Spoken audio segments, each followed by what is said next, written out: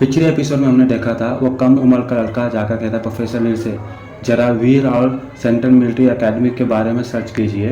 तो जैसे ही प्रोफेसर ली वीर और सेंट्रल मिलिट्री एकेडमी के मैच के बारे में सर्च करते हैं तो वहाँ पर सारे प्रोफेसर आर के उन्हीं के लैपटॉप की स्क्रीन को देखने लग जाते हैं। हालांकि ये बात और थी कि स्क्रीन पर आए हुए रिजल्ट को देखकर प्रोफेसर समेत सभी लोगों की आंख शॉक के मारे खुली रह गई थी। जिस समय ये गेम्स हुए थे तभी सारे न्यूज़ मीडिया ने प्रचार किया था दी एम्परर वर्सेस दी मॉन्स्टर के बारे में। मीडिया रिपोर्ट के अकॉर्डिंग उस गेम में मिलिट्री एकेडमी लीग में फतेह आलूवालिया और सेंट्रल मिलिट्री एकेडमी के राज को पूरी तरह से खत्म कर दिया था। उनमें उस रिजल्ट को देखने के बाद कुछ प्रोफेसर्स कहते हैं इतना होना लड़का आखिर मिलिट्री एकेडमी के कुकिंग क्लास में क्या कर रहा है। फिर वीर का मोटू स्क्वाड लीडर कहता है वीर मुझे मालूम नहीं था कि तूने अपने स्कूल और कॉलेज लाइफ में इतने झंडे गाड़े हैं।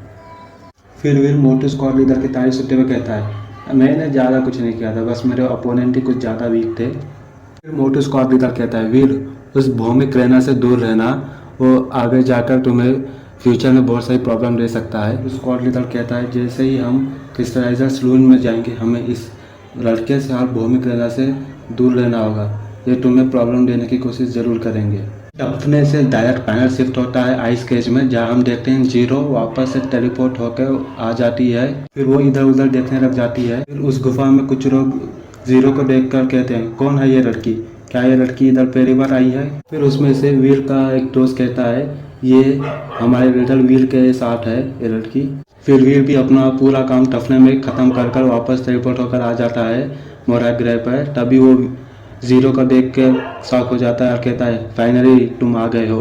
फिर वीर अपने कॉलेज आर्मी के पास जाकर कहता है फाइनली ये टाइम आ गया है, हम जाकर स्पेस सेक्टर पर हमला करेंगे। और ये बात सुनकर सब शॉक हो जाते हैं और वीर की तरफ देखने लग जाते हैं। फिर उसमें से एक आदमी कहता है कैप्टन आपको नहीं लगता कि हम जल्दबाजी कर रहे हैं स्पेस सेक्टर को हासिल करने में। मेरा मतलब यह है कि स्पेस सेक्टर में एक एरिस्टोक्रेट स्पिरिट है और उसके पास बहुत सारे म्यूटेंट एलियंस भी है। फिर वीर कहता है मैंने आप लोगों को यहाँ पर अपना डिसीजन बताने के लिए बुलाया है, ना कि आपकी राय जानने के लिए। मैं आप लोगों से पूछ नहीं रहा हूँ, मैं आप सबको बता रहा हूँ। इन दो ऑप्शन में से एक ऑप्शन चुनना है, या तो आप लोग मेरे डिसीजन पे एग्री करें नहीं तो क्विट कर दे। लेकिन हाँ एक चीज है जो मैं अभी बहुत साफ साफ बता देता हूँ, आप में से कोई भी इस पॉइंट पर क्विट करता है गॉडेस गैंग आपको वापस अपने गैंग में कभी शामिल नहीं करेगा, ना ही अभी ना ही हमारे स्पेस सेक्टर को हासिल करने के बाद। ये आप लोगों की चॉइस है, आप इस गैंग में रहना चाहते हैं या इस गैंग से बाहर निकलना चाहते हैं। वीर की बातें सुनकर वहाँ पर कुछ समय के लिए सन्नाटा छा जाता है, पर तभी उस सन्नाटे को तोड़ते हुए एक आदमी कहता है मास्टर मैं अपनी लाइफ को जोखिम में नहीं डाल सकता, इसलिए मैं आपकी गैंग से क्विट कर रहा हूँ। तभी वीर माही को बुलाते हुए कहता है इस लड़के का कॉन्ट्रैक्ट आके दो। जैसे ही माही वीर को उस लड़के का कॉन्ट्रैक्ट आके देती है, वीर कॉन्ट्रैक्ट फाड़ते हुए सोचता है मेरे गैंग में बहुत ज़्यादा ही डरपोक लोग हैं। जब मैंने कहा तुम चले जाओ तो 200 में से 30 लोग ही बचे हैं, मतलब मेरे गैंग में बस 30 लोग बचे और 170 लोग भाग गए। कितने डरपोक लोग थे मेरे गैंग में, अच्छा हुआ वो अभी भाग गए, नहीं तो जब मुसीबत के वक्त वो भागते तब मेरे पर बहुत प्रॉब्लम आ सकती थी। फिर बच्चे कुछ लोगों को देख कर कहता है फिर चलो चलते हैं। तुम्हें ठंड तो नहीं लग रही ना, गिरते हुए स्नोफ्लिक्स को देखते हुए वीर जीरो से पूछता है। जीरो का हाथ पकड़ते हुए वीर पूछता है अपने मुंह से फूंक मार कर जीरो का हाथ गर्म करता है। नहीं, वीर की बात सुनते हुए जीरो अपना सर हिलाकर कहती है। फिर वीर को रियलाइज होता है कि जीरो की फिजिक्स वीर की फिजिक्स से बहुत ज़्यादा ही अच्छी है, इसी वजह से इस टाइप का मौसम भी जीरो को डरा नहीं सकता था। तभी वीर देखता है कि उसे कोई पीछे से आवाज़ लगाकर कह रहा है वीर भाई। वीर को यह आवाज़ जानी पहचानी से लगती है, इसलिए वीर पलट कर देखता है कोई और नहीं रचित जा लेता है।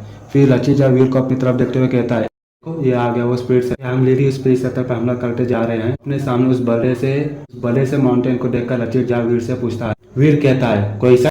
फिर अपने जूनियर गोल्डन शेर को उस माउंटेन पर चलने के लिए कहता है। फिर हम देखते हैं कि राकेश शंकर कहते हैं अगर वीर के पास कोई भी बैकअप प्लान नहीं रहा तो हमें उस स्पिरिट सेक्टर में बहुत ही दिक्कत हो सकती है। पर फिर राकेश शंकर कहते हैं आखिर वो इंस्पेक्टर रहेजा का वंशज है, वो हमें कुछ भी नहीं होने देगा। मुझे उस पर उतना तो ट्रस्ट है ही है कि वो गलत नहीं हो सकता है। तभी हम देखते हैं वो सब लोग स्पिरिट सेक्टर के सामने आ गए हैं। स्पिरिट सेंटर इस समय काफी ज्यादा शांत था, सिवाय स्नोफॉल गिरने की आवाज के वहाँ पर और कोई भी आवाज सुनाई नहीं दे रही थी। वो स्पिरिट सेंटर किसी बेजान किले जैसा लग रहा था, जहाँ पर रहने वाला कोई भी ना हो। स्पिरिट सेंटर के आसपास ऐसा सन्नाटा देखकर माही और लाटे शंकर दोनों शॉक हो जाते हैं और कंफ्यूज हो जाते हैं। फिर वीर अपनी टीम को रुकने के लिए कहता है और वीर अपने गोल्डन पत्थर किले के किंग को बुलाकर कहता है, अंदर जाकर देखो कोई खतरा तो नहीं है अंदर छुपा हुआ। फिर कुछ ही समय बाद वो गोल्डन पटियाला का किंग वापस आ जाता है और वीर कहता है वहाँ पर कोई भी अंदर मॉन्स्टर नहीं है, वहाँ पर कुछ भी अलग एक्टिविटीज तो नहीं चल रही है। फिर रचिर जा कहता है कहीं वो एक स्पिरिट का ट्रैप तो नहीं है, हमें आते हुए देखकर वो स्पिरिट ने कोई ट्रैप तो नहीं रखा है हमारे लिए। फिर वीर आके शंकर से पूछता है, आके शंकर आपको क्या लगता है? फिर आके शंकर कहते हैं जब हम इतनी दूर आ गए हैं तो वापस जाने का कोई फायदा नहीं है। फिर वीर जीरो का हाथ अपने हाथ में पकड़कर कहता है, आके शंकर सही कह रहे हैं, अगर हमें डरना ही होता तो हम यहाँ पर आकर स्पिरिट सेंटर पर अटैक नहीं कर रहे होते। फिर वीर कहता है डरो मत और मेरा पीछा करो।